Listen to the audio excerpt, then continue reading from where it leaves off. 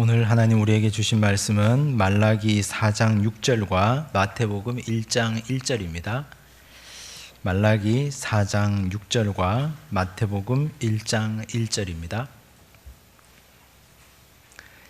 말라기 4장 6절 우리 한 목소리로 함께 읽겠습니다.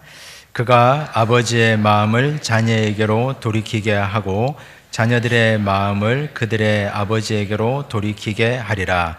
돌이키지 아니하면 두렵건대 내가 와서 저주로 그 땅을 칠까 하노라 하시니라. 아멘. 마태복음 1장 1절을 함께 읽겠습니다. 아브라함과 다윗의 자손 예수 그리스도의 계보라. 아멘. 반갑습니다. 잘 오셨습니다. 교재 다 가지고 오셨죠? 손에 다 들고 계시죠? 예. 제가 마이크를 이거 들고 하겠습니다. 교재를 보시면 교재하고 지도하고 이제 같이 보셨을 텐데 뭐 이렇게 책이라도 좀 받으시니까 공부하는 것 같잖아요. 예. 지도가 칼라로 되어 있습니다.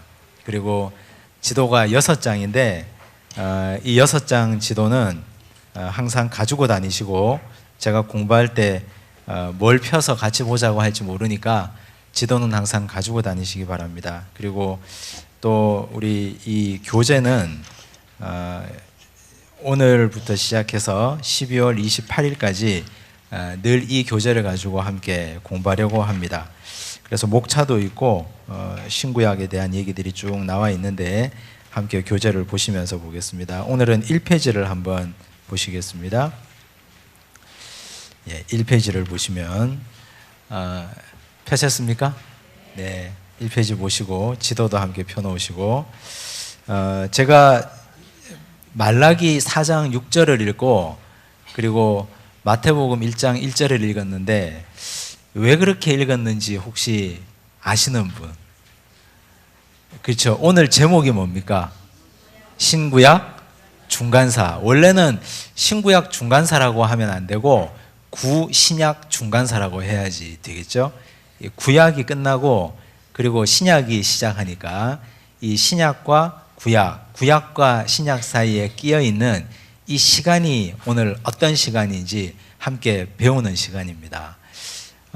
구약이 말라기가 끝나고 그리고 신약이 마태복음이 시작될 때까지 한 몇 시간 정도, 얼마 정도의 시간이 걸렸을까요?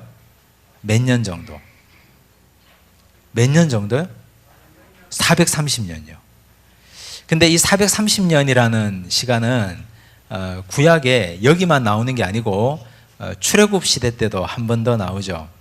창세기가 끝나고 출애굽기 1장이 시작될 때도 똑같이 430년입니다. 창세기가 끝나고 이제 요셉을 알지 못하는 새 왕이 나와서 출애굽기가 열릴 때까지도 430년.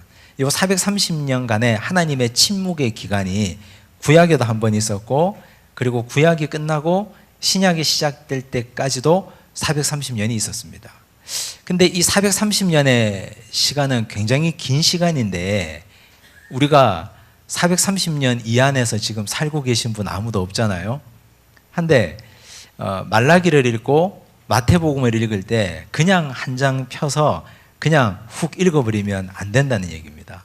이 430년의 시간의 간격과 그 안에 어떤 일이 일어났는지 그리고 그 안에 어떤 역사적 사건들이 있었는지를 우리는 충분히 납득하고 이해하고 그리고 나서 신약을 읽어야 됩니다. 신약은 마태복음과 마가복음과 누가복음과 요한복음으로 이렇게 복음서들이 나오는데 이 복음서 이야기는 사실은 예수님 얘기잖아요. 근데 예수님이 탄생할 당시에 이 사회는 그냥 하늘에서 뚝 떨어진 사회가 아니고 그만큼 그 사회에 역사적 배경이 있었다 하는 걸 살펴봐야 됩니다. 우리는 구약을 읽을 때도 그냥 성경을 읽고 있는데 성경은 역사 안에서 일하신 하나님의 섭리입니다. 그래서 역사를 절대 도외시하고는 성경을 읽을 수가 없습니다. 오늘 우리 시대 이 젊은 학생들, 중학생들, 고등학생들, 대학생들이 성경을 그냥 고리타분한 책이라고 생각하는 이유가 역사적 지평을 다 빼버렸기 때문에 성경이 이건 그냥 옛날 얘기고 또 역사는 역사고, 근데 전혀 그렇지 않습니다. 성경은 역사 안에서 일어난 하나님의 크고 놀랍고 위대하신 사건들을 다 기록한 겁니다. 그래서 오늘 역사 얘기를 좀 하려고 하는데, 첫 시간인데 별로 은혜는 안 되고 모르는 얘기, 지루한 얘기일 수 있는데, 근데 이건 굉장히 중요합니다. 그래서 신구약 중간사를 잘 이해하셔야 신약의 배경을 잘 알 수 있습니다. 1페이지 한번 보시면 약속의 땅 가나안 팔레스타인이라고 되어 있습니다. 앞으로 우리는 가나안이라고 하면, 가나안이 어디냐? 어디예요? 가나안이 어디예요? 가나안 하면 떠오르는 곳이 어디예요? 예수님이 태어나신 곳이 가나안입니다. 예수님이 태어나신 곳. 그리고 옛날에 출애굽하던 당시에 이집트에서 노예살이에서 벗어나서 하나님께서 주시겠다고 약속한 적과꿀이 흐르는 땅, 그 땅 가나안. 근데 그 땅을 팔레스타인 땅이라고도 하죠. 가나안, 팔레스타인, 예수님의 동네, 그리고 이스라엘, 다 같은 말입니다. 지도를 보시면 지도 1번, 이거 보십시오. 지도 1번 펴셨나요? 지도 1번에 여기 하나의 지도가 나오죠. 하나의 땅이 나오는데, 이 땅을 우리는 가나안 땅이라고도 하고, 이 땅을 팔레스타인이라고도 하고, 이곳을 이스라엘이라고도 합니다. 그래서 앞으로 우리가 가나안, 팔레스타인, 이스라엘, 예수님 계셨던 곳 이렇게 하면 항상 이 땅을 생각하시면 됩니다. 자, 근데 이 가나안 땅, 팔레스타인 땅이 누가 주인이었는가 하는 게 중요하죠. 주인이 자꾸 바뀌니까요. 옛날에 원래 이 땅의 주인은 사울왕, 다윗왕, 솔로몬왕, 이때까지 다 하나님의 백성, 이스라엘 백성들의 땅이었습니다. 근데 솔로몬이 죽고 나서 나라가 나뉘어지죠. 우리가 다음 학기에 구약을 배울 텐데 그때 가면 더 자세히 배우겠지만, 북쪽하고 남쪽으로 분리됩니다. 북쪽을 뭐라고 합니까? 북이스라엘, 남쪽을 남유다라고 하죠. 북이스라엘과 남유다로 갈리는데, 북이스라엘과 남유다가 영원토록 지속되지 못하고 망하죠. 먼저 북쪽이 먼저 망합니다. 이 정도는 외워놓으셔야 됩니다. 북쪽은 언제 망한다? BC 721년, 여기 있습니다. 여기 책에 BC 721년, 혹은 뭐 고고학적 발굴에 따르면 BC 722년이라고도 하는데, 그건 별로 중요한 차이는 아니고, 아무튼 BC 721년 혹은 2년경에 북이스라엘이 망해요. 남쪽이 또 망합니다. 남쪽이 망하는데, 남쪽은 유다인데 남쪽은 BC 586년 정도에 망해요. 자, 남쪽이 망하면서 이 가나안 땅의 주인은 이제는 이방인이 차지합니다. 누가 차지할까요? 남유다를 멸망시킨 나라가 바벨론. 그때 남유다에서 포로로 잡혀갔던 한 똑똑하고 위대하고 믿음 좋은 젊은이가 있었는데, 누구다? 다니엘. 그렇죠. 다니엘이 그때 잡혀갔죠. 남유다가 바벨론에게 망하니까 바벨론이 이 땅의 주인이 될 거 아닙니까? 그러다가 이 바벨론이 영원토록 존속하지 못하고 바벨론이 또 망합니다. 바벨론의 뒤를 이어서 나타난 나라가 어디다? 페르시아예요. 한데 성경은 페르시아라고 표현하느냐? 다르게 쓰죠. 뭐라고 씁니까? 바사라고 쓰죠. 바사. 성경에 바사 제국이라고 쓰는데, 그건 세계사에는 페르시아입니다. 자, 북이스라엘, 남유다로 있다가 북이스라엘이 먼저 망하고 남유다가 바벨론에게 망하고, 바벨론이 그 땅의 주인이 되었다가 그 다음에 페르시아가 차지해요. 여기까지는 좋아요. 성경의 구약의 역사가 페르시아 중반부까지만 하고 말라기가 딱 끝이 납니다. 페르시아가 영원토록 그 땅을 차지했을까요? 아니죠. 페르시아를 또 이기고 정복한 나라가 있습니다. 누굽니까? 알렉산더예요. 알렉산더. 그 유명한 알렉산더. 근데 구약과 신약의 중간기에 알렉산더 이야기는 성경에 없습니다. 왜냐하면 말라기는 페르시아 이야기거든요. 페르시아 때 예언했던 선지자가 말라기거든요. 그래서 구약은 페르시아의 한 중반쯤 하고 끝나버렸기 때문에 알렉산더의 그 치세에 예언했던 선지자나 왕은 없다는 얘기죠. 알렉산더가 원래는 마케도니아 사람이죠. 근데 그리스 지역을 다 정복했는데, 근데 이 알렉산더는 아주 탁월한 왕이어서 전 세계를 거의 다 손에 넣었지만 30년 정도밖에 이 지역을 통치하지 못했습니다. 자, 근데 여기 교환에 나오죠. 알렉산더 대왕이 페르시아를 정복했고 팔레스타인은 그리스인의 헬라 문화권으로 들어갔습니다. 그런데 어쨌든 알렉산더가 일찍 죽어요. 알렉산더가 죽고 나서 알렉산더의 신하 중에 프톨레마이오스라는 사람이 있어요. 이건 별로 외우실 필요는 없습니다. 근데 이분이 또 이 팔레스타인 지역을 정복합니다. 이분이 정복해서 약 100년 정도 이 땅을 정복해요. 그리고 나서 또 알렉산더의 부하 중에 셀리우코스라는 사람이 있는데, 셀리우코스가 또 이 지역을 계속 탐내다가 그 치세에 있던 나라가 또 팔레스타인을 또 정복해요. 자, 이게 중요한 게 아니고 알렉산더, 프톨레마이오스, 셀레우코스를 다 합하면 대략 몇 년 정도 될까요? 30년 더하기 100년 더하기 34년 하면 얼마입니까? 164년 정도 되죠. 그러면 이 팔레스타인 지역은 그리스 정신을 가진 헬라 문화권에 의해서 약 160년 이상이나 지배당했다. 이거 이해되시죠? 예, 그걸 기억을 하고 계셔야 됩니다.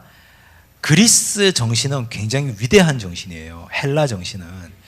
요즘 현대 철학이나 또 미술이나 문학이나 음악이나 모든 것들이 다 뿌리를 찾아서 또 찾아서 들어가면 전부 다 그리스 철학에게 다 뿌리가 다 있습니다. 좀 이따 제가 다시 설명을 하려고 하는데, 그래서 그런 정신을 가지고 있다는 거. 근데 한순간 약 반짝 100년 동안 유다가 독립을 하죠. 이건 별로 중요한 건 아니고, 그 다음에 로마가 다시 들어와 버립니다. 이제 로마가 들어와 버리니까 이 예수님 시대 때 팔레스타인은 완전히 평정되죠. 로마 같은 그 거대한 제국이 팔레스타인을 딱 정복해 버리니까. 자, 이제 정리합니다. 오늘 우리가 공부를 했잖아요. 공부를 하고 집에 가면 부부간에 오신 분, 자녀 데리고 오신 분, 혼자 오신 분이 계신데, 오늘 공부한 걸 옆 사람 하나 앉혀놓고 계속 얘기를 하셔야 돼요. 그래서 맞다 틀리다. 공부를 하면 학습을 하셔야 되잖아요. 그래서 자꾸 이렇게 주고받고 대화를 하셔야 됩니다. 먼저 이스라엘이 분열이 되죠. 북이스라엘, 남유다. 북이스라엘은 BC 721년에 망하고 남유다는 BC 586년에 망하고, 남유다를 멸망시킨 나라가 바벨론. 바벨론 다음에 페르시아. 페르시아는 성경에 뭐다? 바사. 페르시아를 멸망시킨 왕이 누구다? 알렉산더. 알렉산더부터는 성경에 있다 없다? 없다. 없다 그랬습니다. 알렉산더가 약 30년 정도 통치했는데, 알렉산더가 죽고 나서 신하가 다시 그 나라를, 그 팔레스타인을 통치하는데, 그 신하 이름이 프톨레마이오스다. 그 제국이 약 100년 정도 통치하죠. 그리고 또 뒤를 이어서 역시 알렉산더의 부하가 만들었던 나라인 셀류쿠스 왕조가 34년 정도 통치합니다. 알렉산더, 프톨레마이오스, 셀루코스를 합쳐서 약 164년 정도가 이 예수님 시대에 있었던 이 지역을 통치하면서 이 지역은 완전히 그리스화 되어 버립니다. 헬라화 되어 버리죠. 그리스화, 헬라화 된다는 말이 무슨 의미인지는 좀 이따 설명할 테고, 그 이후에 유다가 잠깐 독립하지만 잠깐 반짝했을 뿐 다시 누구의 지배? 로마의 지배. 예수님이 태어나셨을 때는 그러면 정치적으로는 누가 지배자입니까? 로마가 지배자예요. 근데 예수님이 태어나셨을 당시에 문화적인 지배는 누가 지배자입니까? 그리스 문화예요. 로마가 문화가 있을까요? 없을까요? 로마는 문화가 없습니다. 여러분들 로마를 다녀오시거나 로마에 대해서 공부를 하신 분들은 아시겠지만, 로마 신화는 그리스 문화, 그리스 신화를 그대로 뺏겨온 거예요.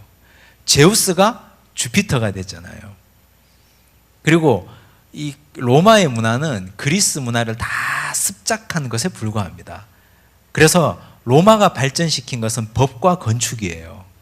그 두 가지만 로마의 대표적인 문화고, 로마는 전부 다 그리스 문화를 다 습작하고 베껴낸 겁니다.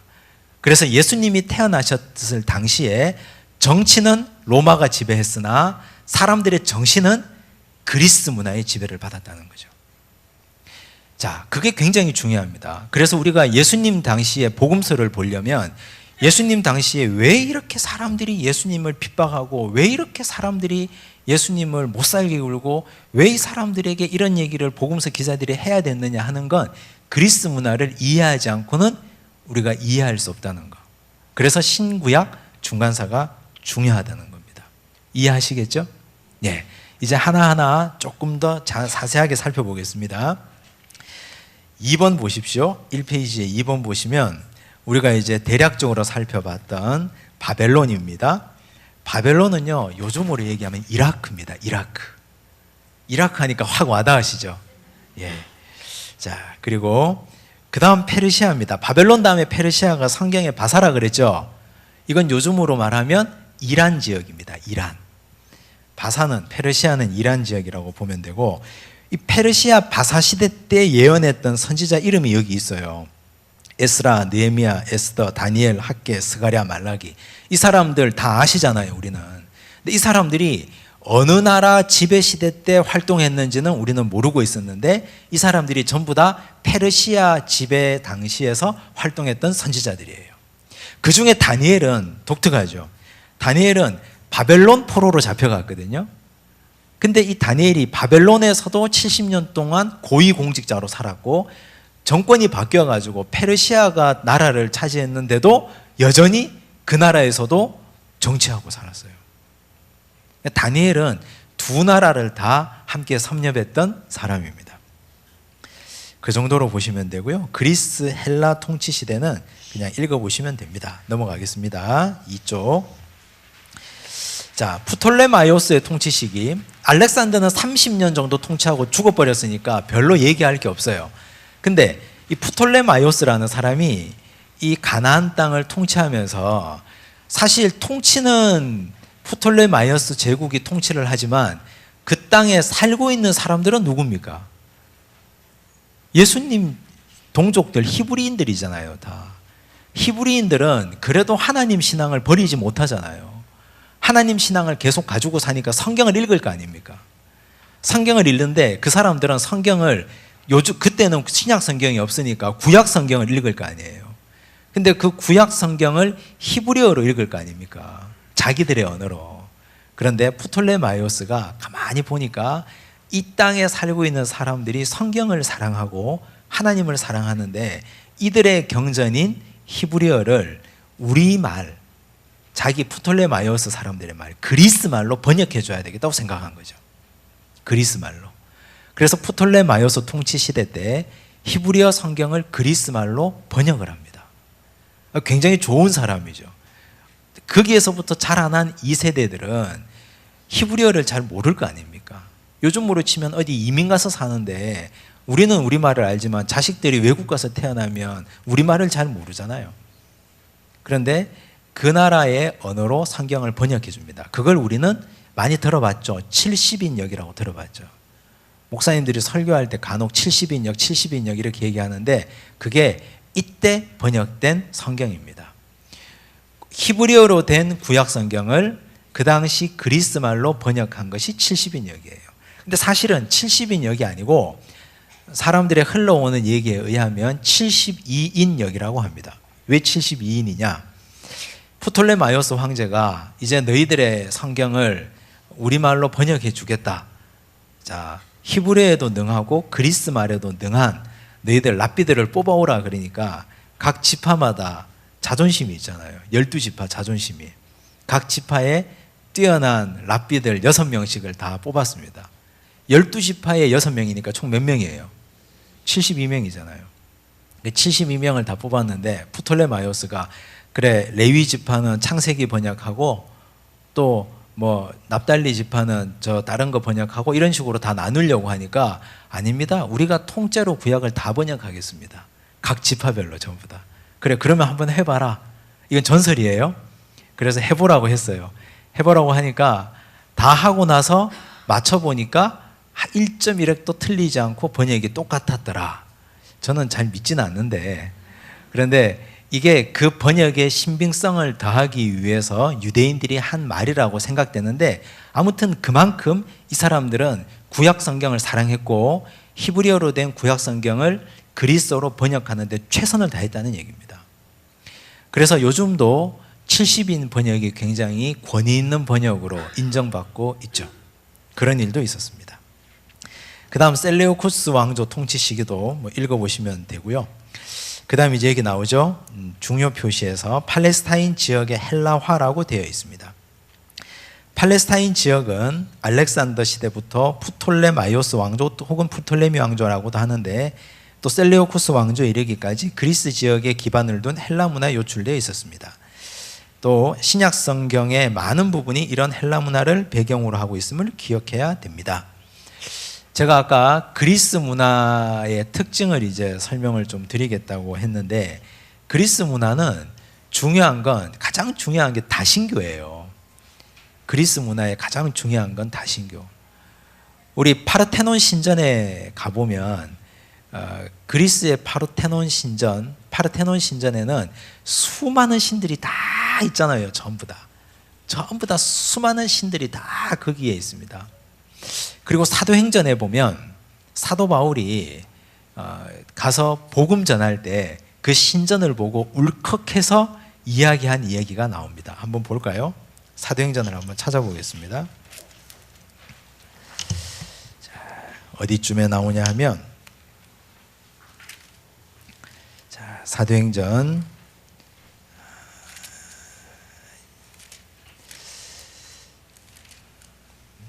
16장 지나서 17장입니다. 17장 16절 찾으셨습니까? 사도행전 17장 16절 찾으셨습니까? 제가 읽을게요. 바울이 아덴에서 그들을 기다리다가 그 성에 우상이 가득한 것을 보고 마음에 격분하여. 여기 성경에 아덴이라고 되어 있는 건 아테네예요. 아테네가 그리스의 수도잖아요. 아테네에서 바울이 하루는 거기 가서 사람들을 기다리고 있는데 그 성에 뭐가 가득했어요? 우상이 가득했어요. 아테네의 파르테논 신전에 우상이 가득한 것을 보고 마음에 격분해서 이제 바울이 사람들과 논쟁을 하죠. 어떤 사람들과 논쟁을 하느냐 하면 18절에 보시면 17장 18절입니다. 어떤 에피쿠로스와 스토아 학자들도 바울과 쟁론할세. 에피쿠로스 학파가 있었어요. 에피쿠로스 학파 그리고 스토아 학파도 있었습니다. 그 당시 그리스 철학자들 중에 이런 사람들과 바울이 계속 논쟁을 합니다. 자, 뭐라고 얘기하느냐? 23절 한번 보십시오. 바울이 이렇게 얘기합니다. 22절부터 볼게요. 바울이 아레오바고 가운데 서서 말하되 아덴 사람들아, 아테네 사람들아, 너희를 보니 범사에 종교심이 많도다. 아테네 사람들 다신교 문화니까 그 당시 그리스 문화가 다신교니까 종교성이 많잖아요. 자, 내가 두루 다니며 너희가 위하는 것들을 보다가 알지 못하는 신에게라고 새긴 단도 보았으니 이 사람들은 신이 있는 것 같기는 한데 그 신의 이름을 모르는 거죠.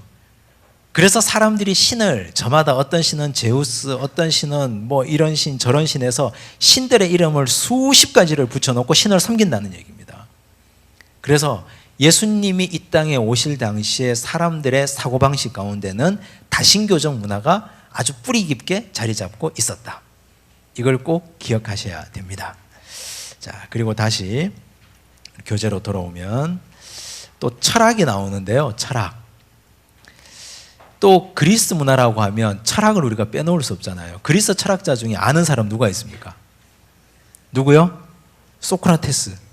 소크라테스가 한 말 중에 가장 유명한 말이 뭐예요? 너 자신을 알라. 이 말은 이 너 자신을 알라는 말은 사람을 빈정거리거나 비아냥거리는 말이 아니라 인간을 정확하게 파악해라는 말이에요. 그래서 이 그리스 철학이라는 것은 인간 중심의 철학입니다.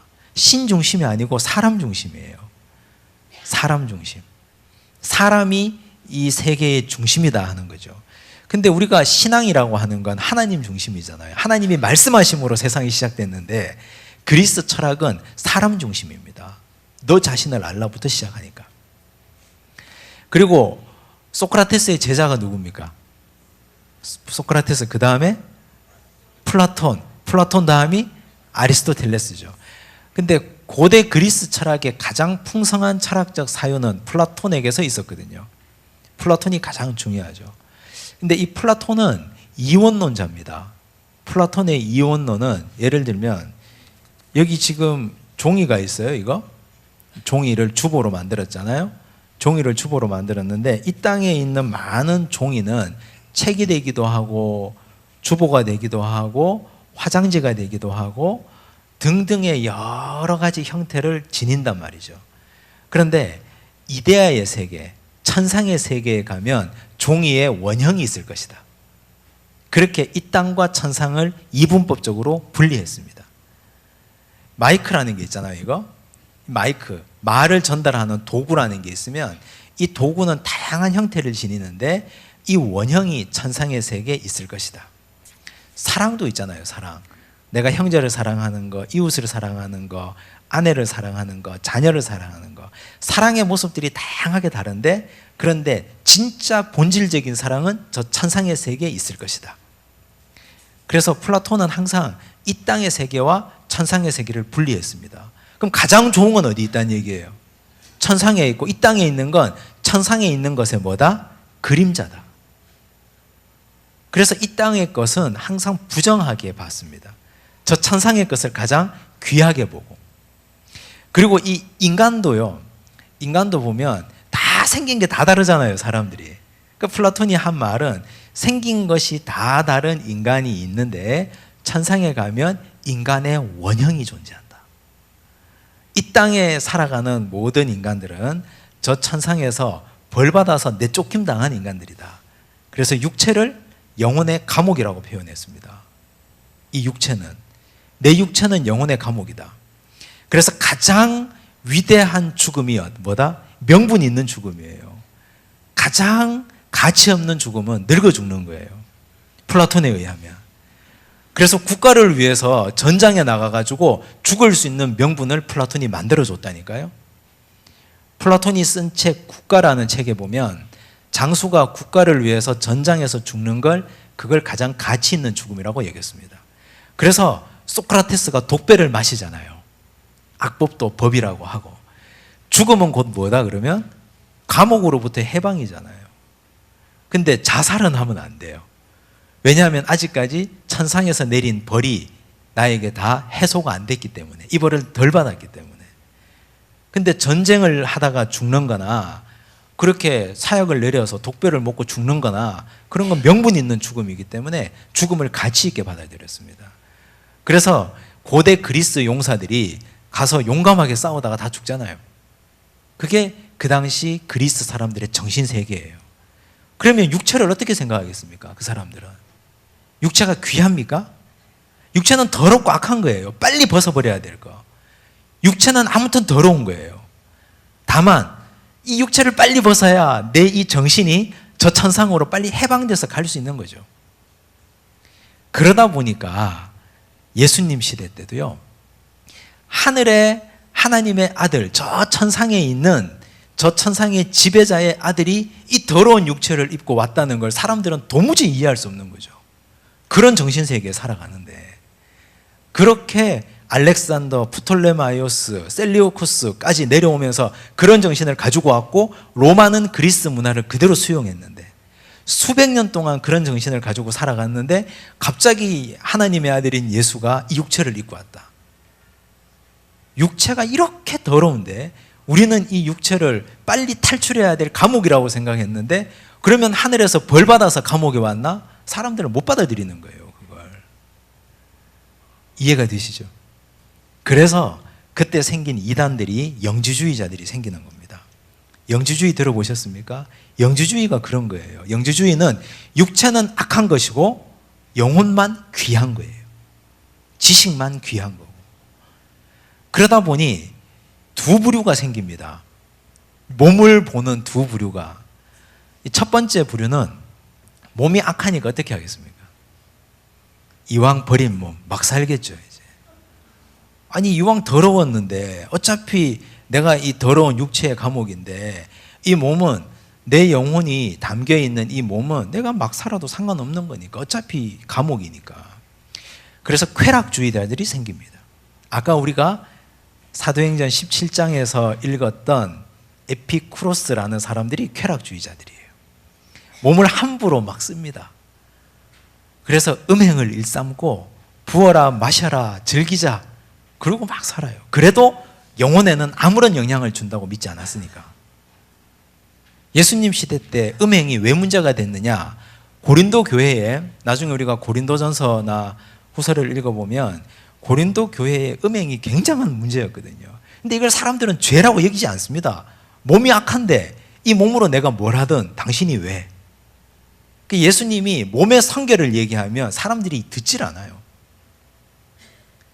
두 번째, 어떤 부류가 생길까요? 양극단이 생기겠죠. 몸을 막 쓰거나 이 몸이 너무 악하니까 몸을 학대하거나 몸을 학대해서 영혼을 더 고결하게 하는 금욕주의자들이 생깁니다. 그걸 스토아 학파라고 하죠. 스토아 학파. 아까 우리가 사도행전에 읽어봤던 에피쿠로스, 스토아. 에피쿠로스는 쾌락주의자, 스토아는 금욕주의자. 내 몸을 아무튼 정결하고 깨끗하고 자기를 괴롭히고 금식하고 그래서 영혼을 더 고결하게 만들어 가려는 사람들. 예수님이 그런 척박한 목회 환경에 오셨습니다. 다신교, 헬라 철학 그런 상황에 오셨습니다. 그게 문화적인 거예요. 복습합니다. 정리합니다. 예수님이 오셨을 때 문화적 상황은 그리스 문화가 지배하고 있었다고 그랬습니다. 그리스 문화의 가장 큰 특징은 뭐다고요? 다신교. 신이 굉장히 많아요. 다신교적인 걸 입증할 수 있었던 성경 구절은 사도행전 17장에 보면 신이 너무 많아서 이 사람들이 알지 못하는 신에게라고 단에 막 새겨놓았다 그랬죠. 또 예수님이 오셨을 당시에 그리스 문화의 특징은 철학인데, 철학은 첫째는 인간 중심, 두 번째는 뭐라고요? 이분법이에요. 이분법, 이원론. 하나님 중심이 아니라 인간 중심. 그리고 하나님, 하늘과 땅의 일치가 아니라 철저하게 분리시키는 것. 육체를 사랑하지 않게 만드는 것. 그래서 예수님 당시에도 이단들이 너무 많았고요. 예수님이 승천하시고 나서도 이단들이 너무 많았습니다. 예수님 당시에 이단들은 다 그런 이단들이에요. 요한 1서를 한번 볼게요. 요한 1서 4장. 영지주의자 이단들을 얘기합니다. 요한 1서 4장 2절. 요한 1서 4장 2절 찾으셨습니까? 수요일날 교회 오실 때는 손에 익은 성경을 갖고 오셔야 됩니다. 제가 여기 지금 안 띄우잖아요. 성경 공부는 성경을 자기가 직접 찾아야 돼요. 다 본인이 찾아서 다 줄도 치고 색칠도 하고 그걸 하셔야 되니까. 요한 1서 4장 2절 3절입니다. 제가 읽겠습니다. 이로써 너희가 하나님의 영을 알지니 곧 예수 그리스도께서 뭐로 오신 것을? 육체로. 예수께서 뭐로 오신 것을? 육체로 오신 것을 시인하는 영마다 하나님께 속한 것이요. 그 당시 초대교회 당시에 이단이냐 이단이 아니냐를 분별하는 기준이 이거예요. 신앙 고백할 때 예수께서 육체를 입고 오신 것을 시인하십니까? 예, 시인합니다. 그러면 이 사람은 통과. 그만큼 사람들은 그걸 못 받아들였다는 거죠. 3절 예수를 시인하지 아니하는 영마다 하나님께 속한 것이 아니니 이것이 곧 적 그리스도의 영이니라 오리라 한 말을 너희가 들었거니와 지금 벌써 세상에 있느니라. 예수님 당시에 예수께서 육체를 입고 이 땅에 오셨다는 걸 부인하는 악한 사람들이 너무너무 많았다. 이게 영지주의 이단들이라는 얘기입니다. 이거 이해되시죠? 예수님 당시에 문화적인 얘기를 했습니다. 자, 그런데 예수님이 이렇게 말씀이 육신이 되셔서 우리 가운데 오셨다. 이건 사람들에게는 충격인 거예요. 어떻게 하나님의 아들이 이 더러운 육체에 오실 수 있느냐? 받아들일 수 없고 도무지 믿지 않으려고 했겠죠. 이게 문화적인 얘기고, 그 다음에 이제 정치적인 얘기를 좀 하겠습니다. 정치적인 얘기를 하려면 이제 로마 얘기를 좀 해야 되는데, 다시 우리 교재로 들어가서요. 자, 유다가 잠깐 독립하는 얘기를 우리가 뭐 아까 살펴봤는데 이건 그냥 읽어보시면 되고요. 중요한 건 로마가 이 팔레스타인을 결국 마지막에는 차지해버립니다. 로마가 차지할 때 유다가 잠깐 독립하는 시기가 있었잖아요. 유다가 잠깐 독립할 때, 자, 요 지도 첫 번째 지도를 보실까요? 분열된 헤롯 왕국. 요 지도를 보시면 유다가 잠깐 독립했을 때 이 지도에 보면 남쪽에 보면 이두메라고 보이죠. 이두메가 옛날에 구약 때 이 지역을 에돔이라고 했습니다. 에돔, 이두메 비슷하죠. 에돔, 이두메 비슷합니다. 에돔이나 이두메나 비슷한데 이걸 신약 시대 때는 이두메라고 불렀습니다. 근데 이 지역을 에돔 사람들에게 직접 줘서 유다가 잠깐 독립했을 때 너희들이 여기를 그냥 다스려라 하고 그냥 던져줬어요. 이게 문제였어요. 근데 그때 이 에돔 지역, 이두메 지역을 다스리던 한 사람이 있었습니다. 그 사람이 누구냐? 교환 3페이지를 보십니다. 교환 3페이지, 자, 위에서 둘째 줄 보시면 에돔 지역 이두메를 다스리기 위해서 에돔 사람 총독을 주었는데 그가 바로 안티파스인데요. 안티파스의 아들이 누군가요? 안티파터인데 뭐 이건 별로 중요한 건 아닌데 안티파터는요 굉장히 똑똑한 사람이었습니다. 이 에돔 사람이었거든요. 에돔이 누구의 자손인지 아시죠? 에서의 자손입니다. 야곱과 에서 중에 에서의 자손이 에돔에 가서 살았는데 이 지역을 다스리던 안티파터라는 사람은 굉장히 똑똑한 사람이에요. 이 사람이 세계가 돌아가는 정황을 보니까 로마가 곧 세계를 제패할 것 같거든요. 로마가 곧 이 지역을 다스리러 지중해를 넘어서 올 것 같거든요. 그래서 로마에 자기가 몰래 가요.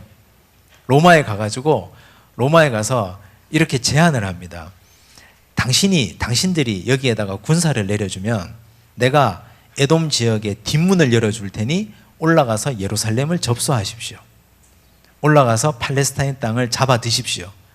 그러면 이 땅을 잡아 드시면 팔레스타인 가나안 땅 아래쪽에는 이집트가 있거든요.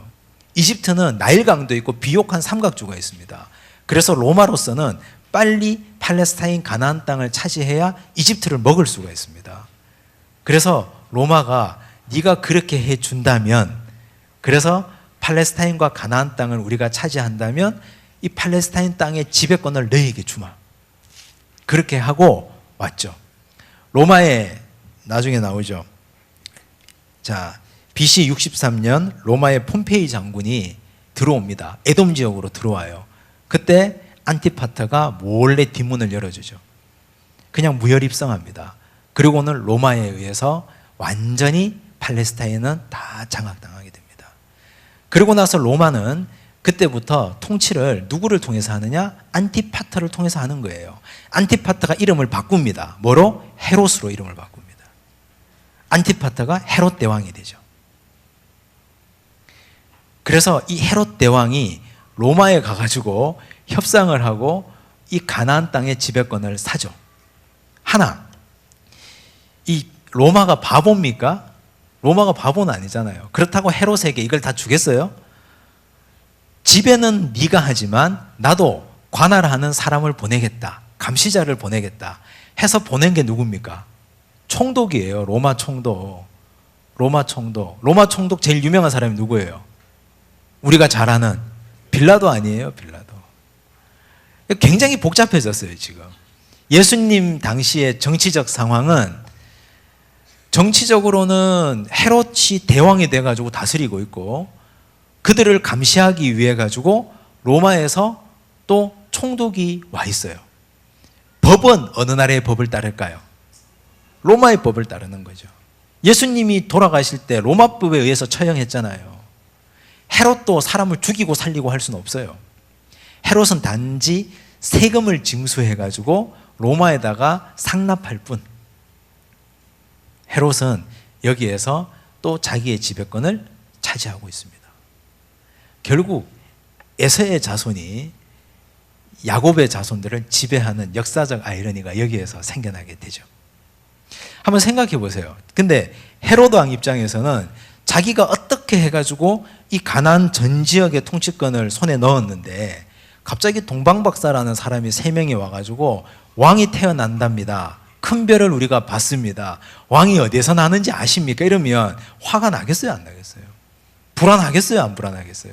내가 어떻게 해서 이 지역을 손에 넣었는데. 그러니까 헤롯이 어디에서 왕이 난다 하더냐? 몰래 물어보고 만 2세 이하의 영아들을 다 학살하죠. 헤롯이 그럴 수밖에 없는 거예요. 헤롯의 사후에 헤롯이 죽고 나서 헤롯이 아들이 3명이 있었습니다. 이 3명에게 이 땅을 다 나누어 줍니다.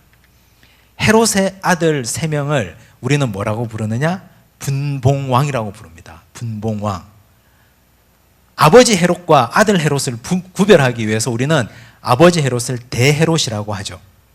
그리고 아들 헤롯은 여기 나오죠? 색깔이 다르죠, 지금. 색깔이 다른데 분홍색으로 표시된 이두메, 유대, 사마리아를 통치하고 있는 아들이 여기 지도의 범례를 보면 누구라고 되어 있습니까?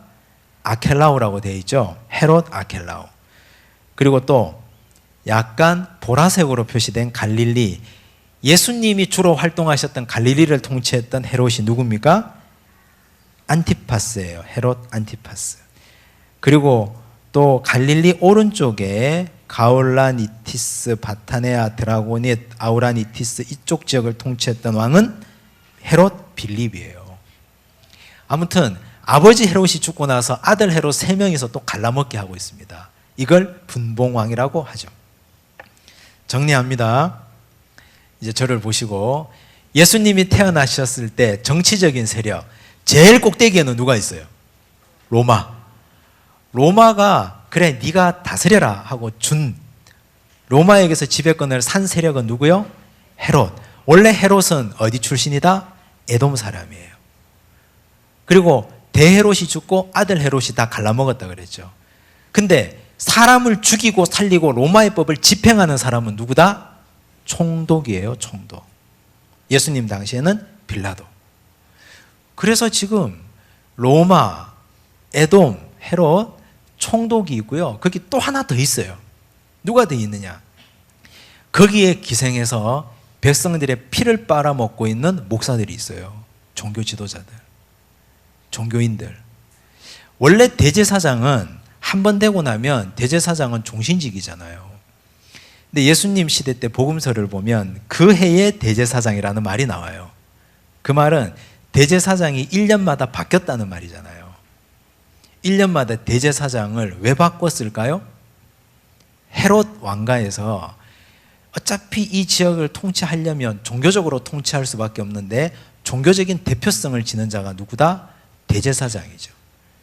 대제사장을 줄 세우려면 1년에 한 번씩 너 해라 이렇게 찍어주는 게 좋으니까 그래서 1년마다 한 번씩 대제사장을 바꾼 거예요. 그런데 대제사장을 하려고 썩어빠진 종교 지도자들이 줄을 많이 섰습니다. 줄 서면 하려는 사람은 많고 자리는 하나밖에 없으면 뭐가 성행하겠습니까? 뇌물이 성행하겠죠. 그래서 김영란법이 생긴 거 아니에요. 다 뇌물을 주고 막 해서 이걸 사는 거죠. 대제사장직을. 대제사장직을 사서 헤롯 왕가에 붙어가지고 대제사장직을 사서 내가 대제사장이 돼요. 되면 돈을 예를 들어 내가 몇 억을 들여가지고 대제사장을 샀어요. 사고 나면 어떻게 됩니까? 그걸 1년 만에 뽑아먹어야 되잖아요. 못 뽑아먹으면 바보지. 그걸 샀는데 얼마를 주고 샀는데. 근데 뽑아먹으려니까 이벤트가 없잖아요. 뽑아먹는데 가장 좋은 이벤트가 3대 절기예요. 유대인들의 3대 절기 뭡니까? 6월절, 7.7절, 또 초막절이잖아요. 그러니까 7.7절은 나중에 오순절이 되는데 아무튼 유대인들의 3대 절기를 이 사람들은 주목한 거죠. 3대 절기가 되면 다들 예루살렘에 다 오니까 다 뭐 성인 남자는 다 와가지고 양이나 소나 뭐라도 갖다 바쳐야 되잖아요. 근데 이 사람들이 어떤 머리를 쓰냐면 올 때는 소나 양이나 다 자기 집에서 기른 걸 가지고 나와요. 근데 사람 심리라는 게 집이 멀리 있는데 우리가 여기서 서울까지 가야 되는데 양산에서부터 소 끌고 어떻게 가요? 그러면 서울 근처에 가서 소 한 마리 사서 가는 게 싸게 들잖아요. 그런데 처음에는 그렇게 해서 소를 파는 동네들이 예루살렘 근처에 이렇게 흩어져 있었는데 나중에는 성전 더 가까이 대제사장이 허가권을 내줍니다. 성전 더 가까이 오는데 얼마, 더 가까이 오는데 얼마. 그러다가 어디까지 들어옵니까? 성전 뜰까지 들어왔다니까요. 성전 뜰까지. 비둘기 파는 사람들이 성전 뜰까지. 그래서 돈 받고 허가권을 내주고, 또 집에서 소를 가지고 왔는데 흠없는 수컷으로 드리라고 되어 있어요. 흠없는 걸로 드리라고. 레위기 율법에. 우리 요즘 새벽기도 하잖아요. 다 흠이 있으면 안 돼요. 근데 이렇게 제사장이 보다가 얘는 흠이 있어. 흠을 잡는 거죠. 멀쩡한데 내가 우리 집에서 데려와서 멀쩡한 놈인데 이게 흠 있다고 해서 빠꾸 먹잖아요. 어떻게 해요 이걸? 가서 내가 잡아먹을 수도 없고 제사는 드려야 되고, 흠 있는 놈으로 도장 찍혀가지고 나오니까 후려쳐가지고 10분의 1 값에 이걸 팔 수밖에 없는 거죠. 그럼 그걸 예쁘게 다시 손질해가지고 몇 배로 다시 팔고. 야, 세상에. 이런 사람들이 그 당시 종교 지도자들이에요. 그리고 또 성전에서는 그 당시에 돈을, 그 당시에 성전에 통용되는 돈이 있잖아요. 화폐를 그 당시 로마 치하니까 로마의 화폐를 주고받아야 되는데 로마 화폐는 안 받았어요. 뭐로 받았느냐? 유대인들 자기 나라 화폐를 받았다니까요. 근데 나라를 잃은 민족이 무슨 돈이 있어요? 화폐가 없잖아요.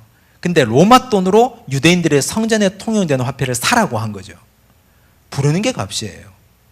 환율이라는 게 없으니까. 환율이 없으니까 부르는 게 값이죠. 성전 세를 내는데 로마 돈 엄청나게 쌓아가지고 와야 그 돈을 바꿔주는 거죠.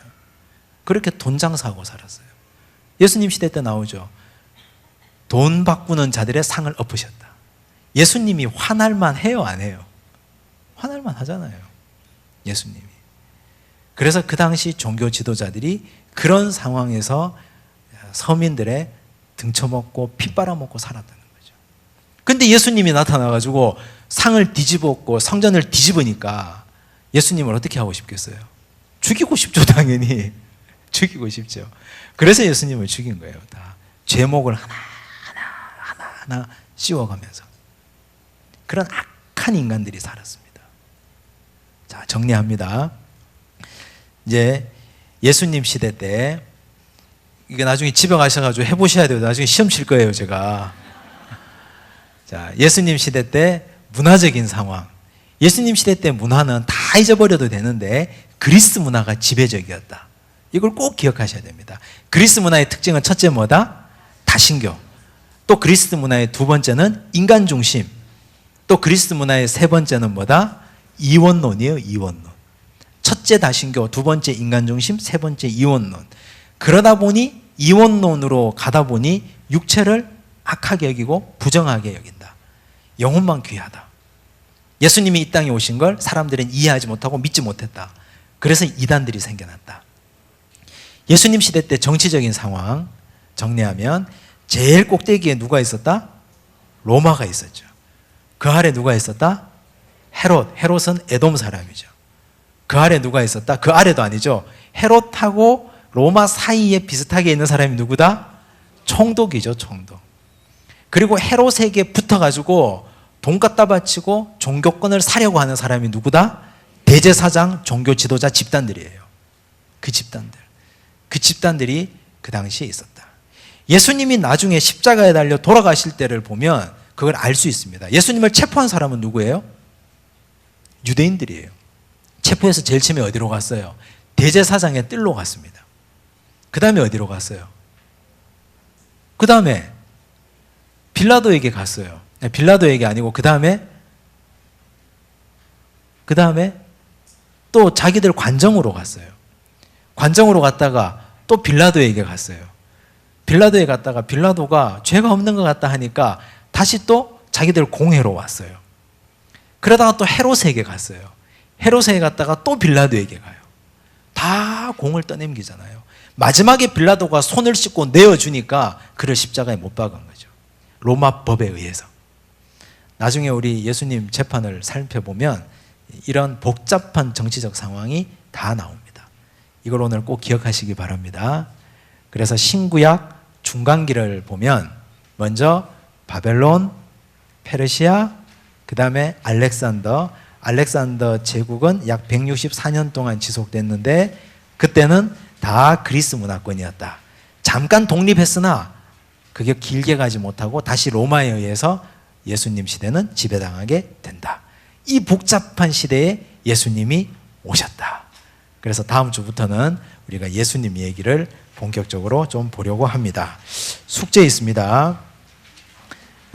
우리 오늘부터 해서 12월 28일까지 18주 동안 공부를 계속 하는데 이 기간 동안 신약 성경을 다 한번 읽을 겁니다. 제가 얘기한 진도대로만 다 따라 하시면 됩니다. 마태복음 14장까지 다음 주까지 읽어오시면 됩니다. 마태복음 14장까지. 더 읽으셔도 됩니다. 더 읽으시는 건 자유고 아무튼 아무리 못 읽어도 마태복음 14장까지는 읽고 오셔야 된다.